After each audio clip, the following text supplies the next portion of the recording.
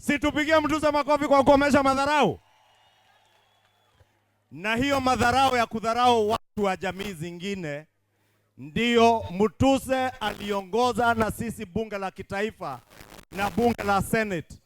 Tukaweka muhuri, tukasema siasa ya ukabila, siasa ya migawanyiko, siasa ya uchochezi, siasa ya chuki lazima ikome Kenya. Watu waishi kama ndugu na dada wa nchi moja. Nyinyi watu wa hapa Kitui, nyinyi cousins. Huyu anawaambia cousins ni sababu anaamini na siasa ya ubaguzi. Sasa ukisema Wakamba ndio kazi yetu, Waluya nao ni nini? Wajaluo ni nini? Waturkana nao watakuwa nini? Si mnaona hiyo ni siasa ya kuchanganya watu na kuwagawanya? Ndio tumekuja tuwaambie jamii ya Wakamba, nyinyi Kenya kama Wakenya wengine wote, na nyinyi ni ndugu na dada wetu sisi Wakenya wengine wote.